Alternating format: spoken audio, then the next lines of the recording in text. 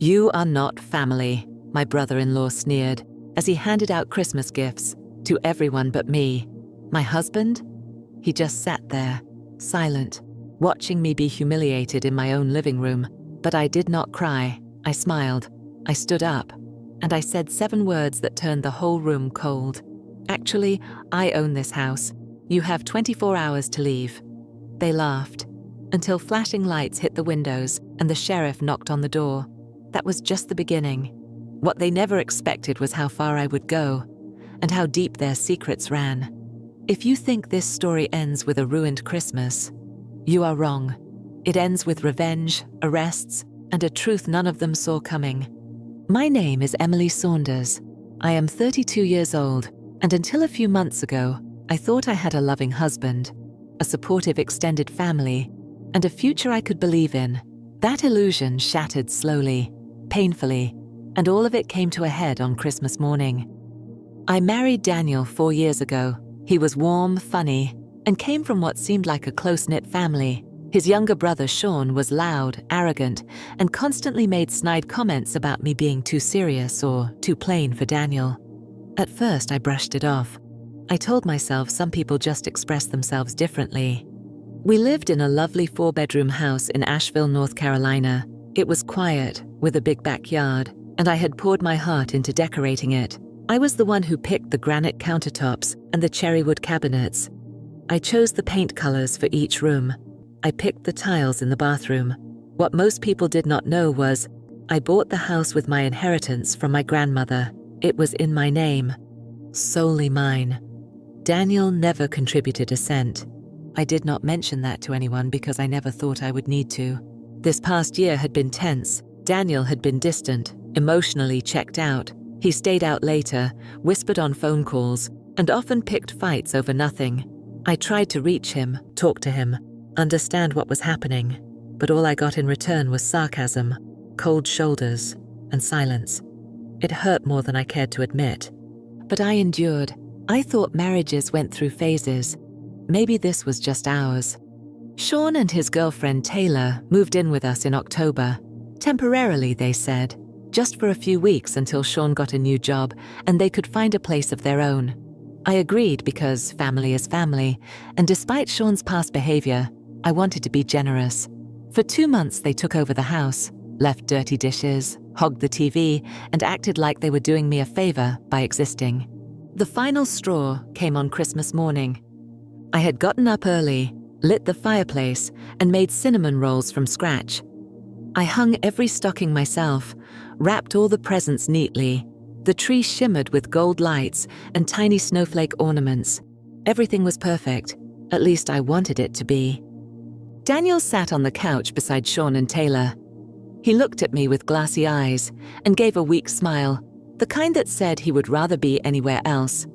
Sean stood up, clapped his hands dramatically, and announced, "All right, time for gifts."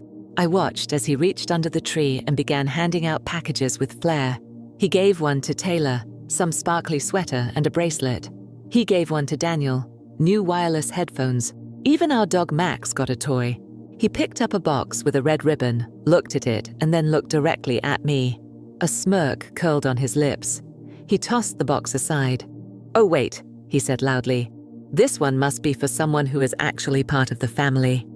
Daniel chuckled. He did not even glance at me. I sat there, stunned. My cheeks burned with shame. But more than that, I felt something break inside me. Not sadness, not even anger. Something colder, sharper. I stood up slowly. My heart was steady. I smoothed down my dress and smiled. "Actually," I said, "I own this house. You have 24 hours to leave." Sean burst into laughter. "You own this house?" He doubled over, slapping his knee like I had told the funniest joke of the decade.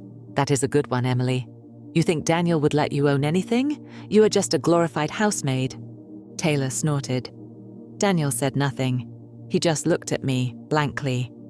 I walked calmly to the kitchen, picked up a manila folder from the counter, and handed it to Sean. Inside were the deed, mortgage records, and purchase receipts. My name was on every line. There was no Daniel Saunders anywhere. Sean's face twitched. He stopped laughing. Taylor took the folder and flipped through it, her eyes growing wider. "She is serious," she whispered. I looked Daniel in the eye. "I asked you to defend me. You let them mock me in my own home. You chose silence. Now live with the consequences." He opened his mouth, but before he could speak, the doorbell rang. I had made a call that morning before anyone woke up. A sheriff's deputy stood at the door with a notice in hand. Eviction. Already signed. Already legal. Sean shouted, Taylor cried, and Daniel turned ghostly pale. That was only the beginning. Sean stood there, mouth open, stammering nonsense as the sheriff's deputy calmly handed him the envelope. Taylor grabbed her purse, shaking her head, and whispered something about calling her father. I could see it all unraveling behind their eyes. For once, they were speechless. Daniel, however, was frozen. He looked like he had been blindsided by a train, and I realized then he truly believed I would never stand up for myself. That was his mistake. They left in a flurry of denial and scattered insults, promising to sue, to tell the whole family, to bring down this fake power trip. But the deputy just looked bored and reminded them that they were legally trespassing now. That night, the house was quiet, peaceful. No loud music from the living room. No Taylor laughing like she owned the place. No Sean stomping through the kitchen with his shoes on the white rug I told him not to ruin. Just silence. Beautiful, validating silence. But that was not the end of it. Not even close. The next morning, I sat across from Daniel at the kitchen table. I had made coffee, just for me. He looked wrecked. Puffy eyes, unshaven, wearing a shirt with a mustard stain from Christmas dinner. "I want to talk," he said. "Now you do?" I replied without even looking up. He started going on about how I embarrassed him, how I made things worse than they had to be, and how family matters should stay inside the home. That was when I stopped him. "I found the bank account, Daniel," I said calmly, sliding my phone across the table with the screen open to the statement. He flinched. "What account?"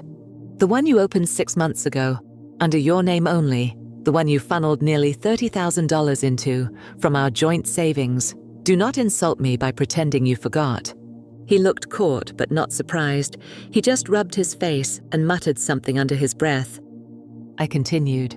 "You told me we could not afford a vacation. You told me we had to cut back on groceries. But somehow, you had enough to take Taylor shopping 3 times in the past 2 months. Nordstrom, Tiffany, even a hotel in Charleston last weekend. I matched the receipts to the dates." He went quiet. "I tracked her social media," I said. "She tagged the pillows, same hotel, same weekend you told me you were on a business trip." Daniel slumped in his chair. "It was a mistake," he finally said. "No," I said, standing up. "A mistake is forgetting to bring milk. What you did was a choice. Repeatedly, for months." I left him sitting there, stunned. I did not cry. I had done that already, alone in the bathroom when I saw the first proof. Now I just wanted my life back, the one I had built before I let him start tearing it down, piece by piece. Later that afternoon, I received a message from Sean. It was a blurry picture of a check, a large one. The caption read, "Thought you should know where some of that money went.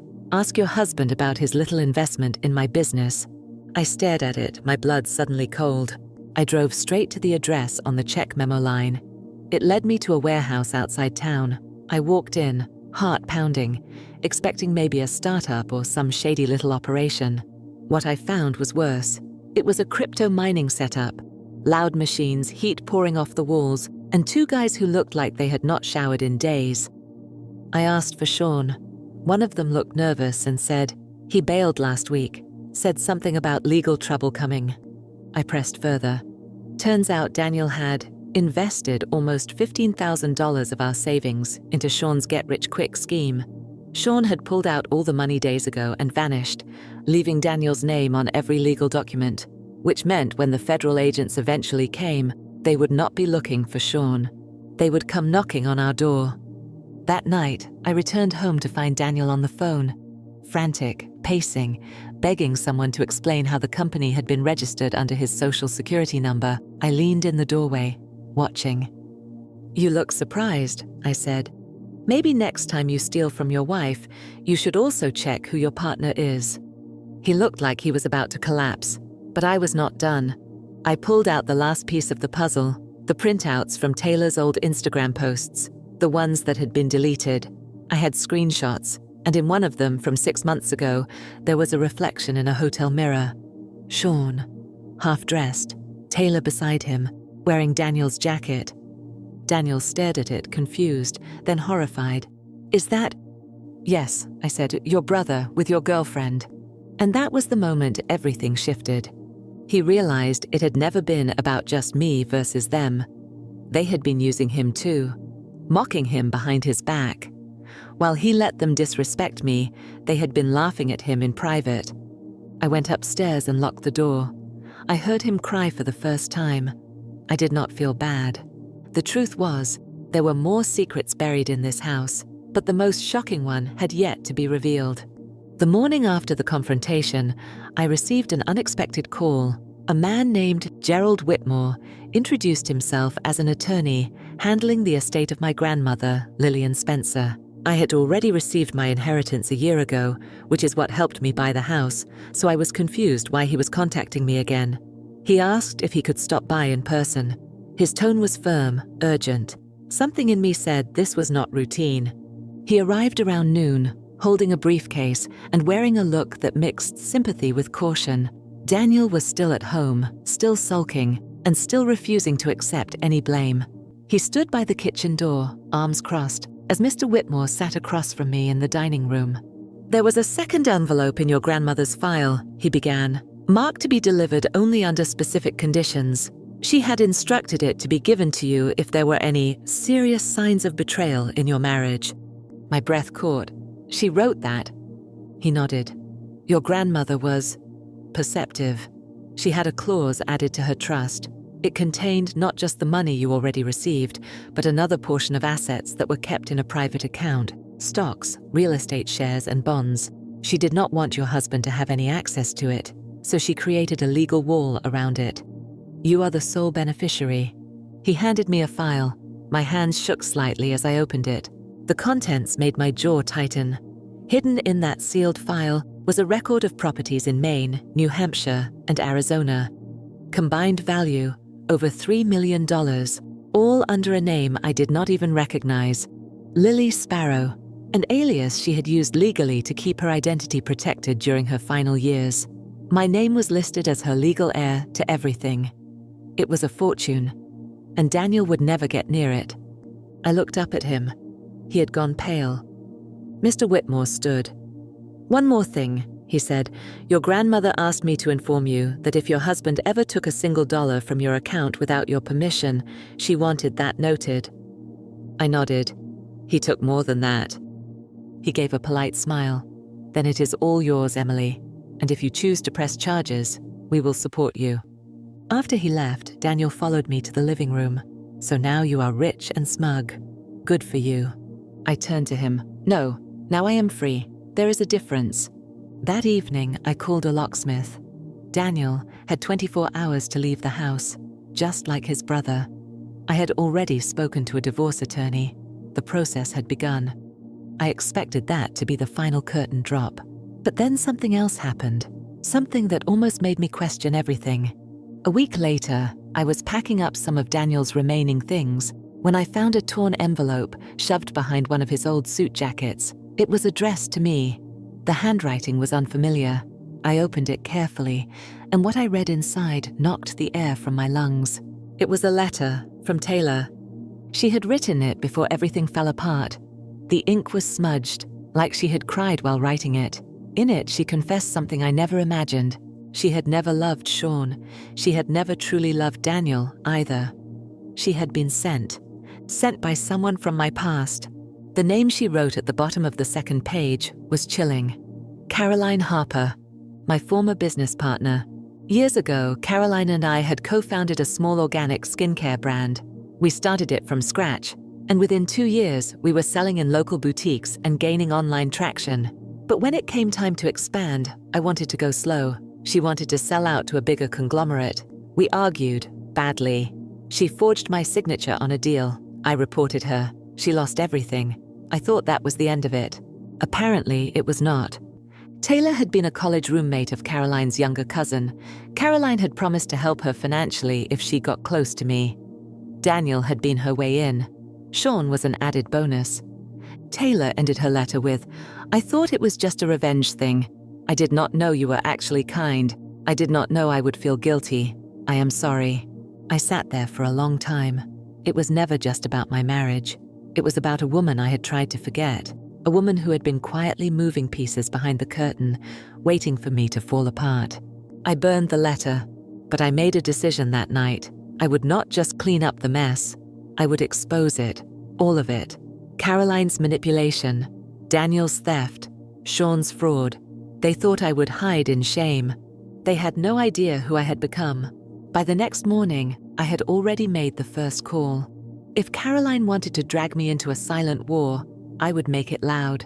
I reached out to an old journalist friend from college, Kendra Monroe. We had not spoken in years, but I remembered she once said, "If you ever have a real story, the kind that stinks like power and betrayal, call me first." She picked up after 2 rings. I gave her a condensed version, just enough to pique her interest.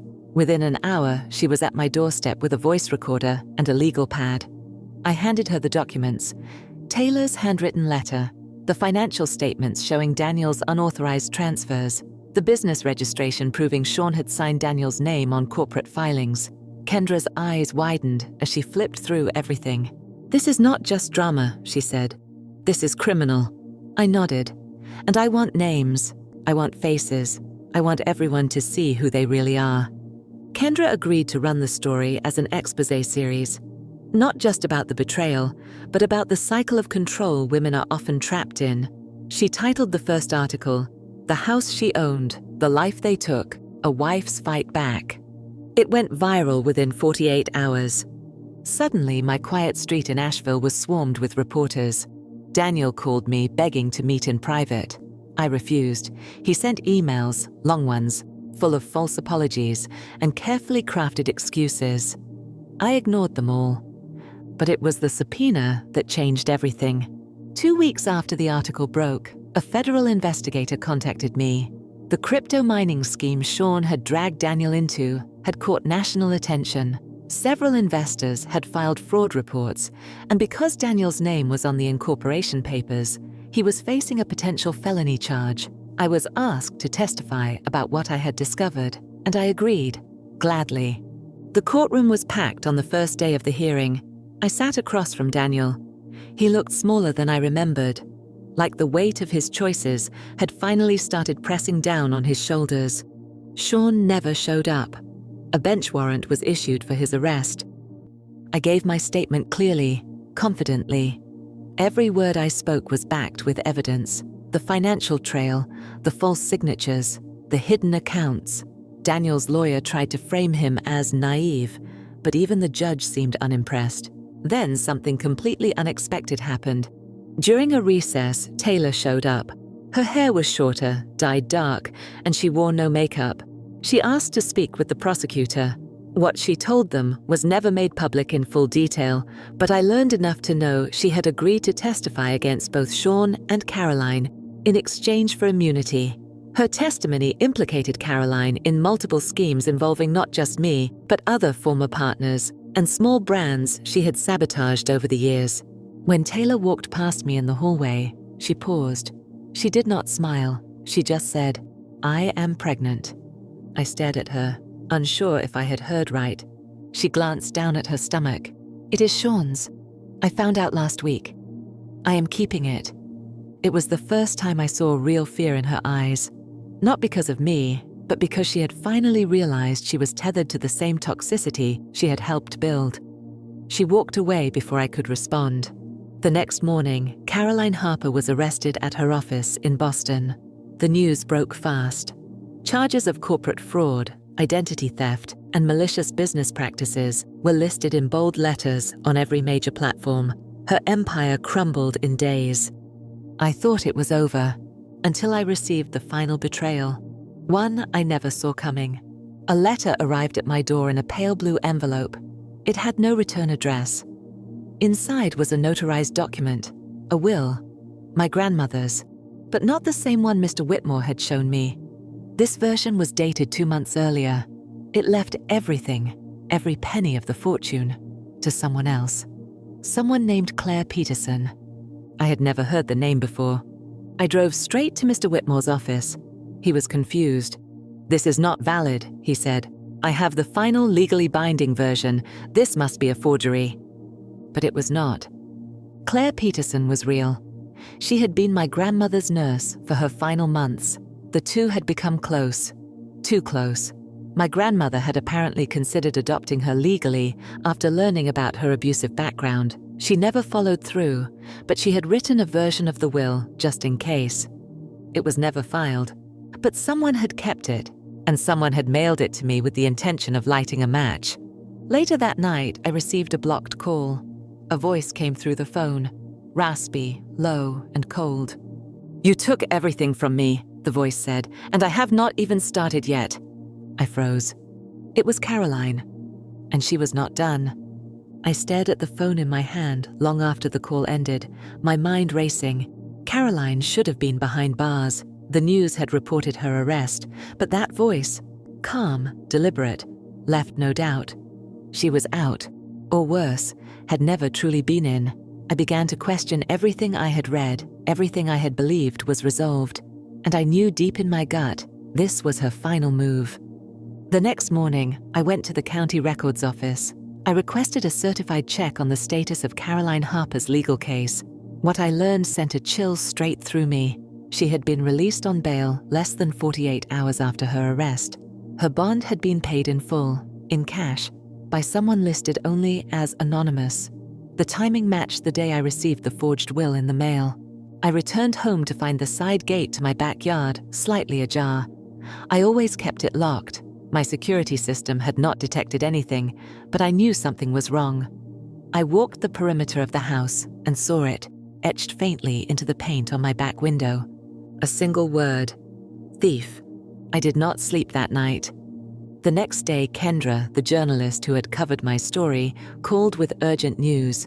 She had received a message from a former employee of Caroline's. The woman claimed to have been Caroline's assistant for nearly 2 years and wanted to meet, off the record. Kendra asked if I wanted to come. I agreed. We met the woman in a small diner on the edge of town. Her name was Julie. She looked nervous, eyes darting around the room. She slid a USB drive across the table and said, "Caroline has been planning this for a long time. She keeps files on everyone. Blackmail, leverage, dirt, whatever she can use." Kendra and I exchanged a look. Julie continued, "And that nurse, Claire Peterson, she is not who you think she is. She is not just your grandmother's caregiver. She is Caroline's half-sister." The words hung in the air like smoke. Claire had changed her last name years ago to avoid being associated with Caroline's schemes, but Caroline had pulled her back in, one last job. Convince the dying woman to rewrite her will, plant it later, stir the pot. I took the USB drive and thanked her. That night, I opened every file, and buried inside, in a folder labeled Emily, was the cruelest piece of manipulation I had ever seen. A lab report, a DNA test. At first I did not understand, but as I read the summary, my blood turned to ice. It was Daniel's, and another individual listed as female, subject A. It was Claire Peterson. They were siblings. And it got worse. One of the files contained scanned handwritten letters, love letters, between Daniel and Claire. Not from before our marriage, from the past year. He had been sleeping with her. All this time, while she cared for my grandmother, while she smiled at me and told me she was like family, she had been involved with my husband. And Caroline had orchestrated every step. I printed every file and delivered them straight to the district attorney's office. Fraud, conspiracy, attempted inheritance theft, and evidence that Claire had violated multiple elder care laws by engaging in a personal relationship with someone who had legal interest in the patient's estate. Within 72 hours, arrest warrants were issued. Caroline went on the run. Claire was taken into custody. Daniel tried to disappear too, but the feds caught up with him at a bus station outside Knoxville. The look on his face in the mugshot they showed on the news did not bring me joy, but it brought closure. It should have ended there. But there was still one more twist waiting for me, one I had never expected. 3 weeks after the final arrest, I received a letter in the mail. No return address. Inside was a photo. My grandmother, sitting on the back porch in her favorite chair, smiling. The back of the photo had a note. "I knew you would survive them. Love always, Gran." It was her handwriting. Attached to it was a small key and a bank slip, a safety deposit box number. I drove to the bank that afternoon. The box contained a single envelope. Inside was a final handwritten letter from my grandmother, dated 6 months before her death. She had known about Caroline's connection to Claire. She had suspected Daniel was cheating, and she had trusted me enough to handle the storm. But it was her last sentence that changed everything. "Emily, you are stronger than you know, and just in case this world tries to silence you, use your voice. I raised you to never let them win." I walked out of the bank with my head high, my shoulders back, and for the first time in years, peace in my chest. They tried to erase me. They tried to break me. But all they did was make sure I would never be invisible again. And this time, I owned everything: my story, my house, my name, and my future. Forever. If this story moved you, made you angry, or reminded you of your own strength, then do not leave without hitting that subscribe button. Stories like these are not just drama. They are real-life reminders that no one should be underestimated,